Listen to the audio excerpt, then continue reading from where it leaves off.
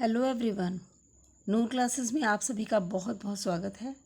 आज की इस वीडियो में हम क्लास 8th एनसीईआरटी की बुक की एक्सरसाइज 3.3 का क्वेश्चन नंबर 4 करने वाले हैं। तो this is the statement. Question number 4 is draw a rough figure of quadrilateral. Quadrilateral is a figure with 4 side. 4 sided figure को हम क्वाड्रिलेटरल बोलते हैं। Draw a rough sketch of quadrilateral that is not a parallelogram but has exactly two opposite angles of equal measure, right? So question number 4 में आपको parallelogram बनाना नहीं है, एक parallelogram नहीं होना चाहिए लेकिन क्वाड्रिलेटरल होना चाहिए ऑफ टू ऑपोजिट एंगल्स, जिसमें टू ऑपोजिट एंगल्स इक्वल हों। तो it can be a kite, C. तो अगर वो पैलोग्राम नहीं होगा तो वो एक काइट होगा।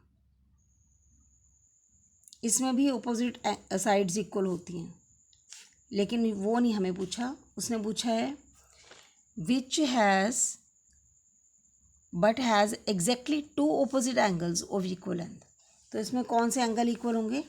इसमें नेमिंग कर लेती हूँ, A B C and D.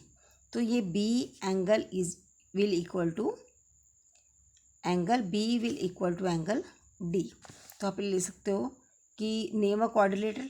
तो name of a quadrilateral is a kite. तो आप इसमें क्या लिख सकते हो? Measurement of angle D equal to measurement of angle B. This is the answer. अब ये जो आप क्वेश्चन नंबर 5 देख रहे हो, next question number 5, this is very very important. इसमें लिखा है measure of two adjacent angles of parallelogram are in the ratio of 3:2. Find the measure of each angle of a parallelogram. So this is the question number 5 और ये very very important है। It's very very important। तो आप देख सकते हो the ratio of adjacent angles। adjacent angles होते हैं जो एक साथ हों, ठीक है ना। adjacent angles on the same side of transversal line हमने किया है ना। तो ratio of adjacent angles is equal to वो गिवन है। तो देयर फॉर फर्स्ट एंगल जो है, फर्स्ट एंगल, तो let the adjacent angles be. First angle आएगा आपका 3x और सेकेंड एंगल आपका आ जाएगा 2x, राइट। अब आपको पता है as we know adjacent angles of parallelogram are supplementary। Supplementary माने उनका टोटल जो है वो 180 होता है। तो अगर मैं यहाँ पे आपको एक रफ फिगर ड्रॉ करके बताऊँ, A B C D parallelogram है, ए बी सी डी। इसमें एडजस्टेंट एंगल ये वाले होंगे, ए एंड डी। ए और बी भी ले सकते हैं क्योंकि ए बी भी डी सी के पैरेलल है और ए डी भी बी सी के पैरेलल है। तो एंगल ए और एंगल डी, तो यहाँ पे आप लिख सकते हो angle A plus angle D is equal to 180 degree, right. Angle A को आप 3x ले रहे हो और डी को आप 2x ले रहे हो।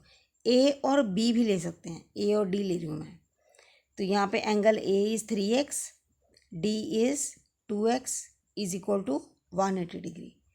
तो 3 + 2 is 5x is equal to 180।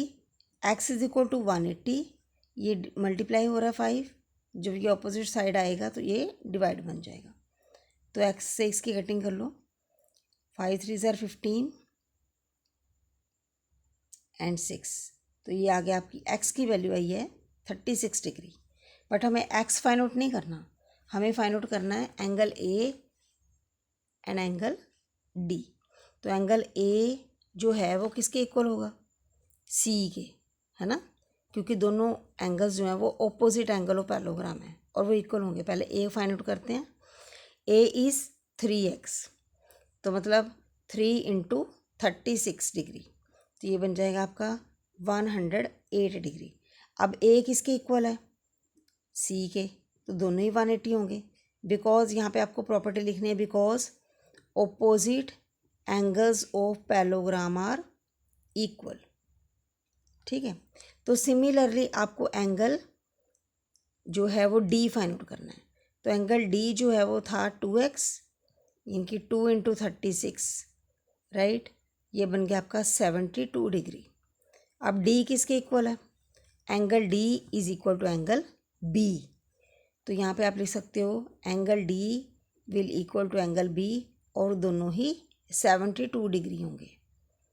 तो लास्ट में आंसर में आपको वैल्यू फाइंड आउट करनी है। Angle A is 108 degree, B is equal to 72 degree, C again 108 degree, and D is equal to 72 degree.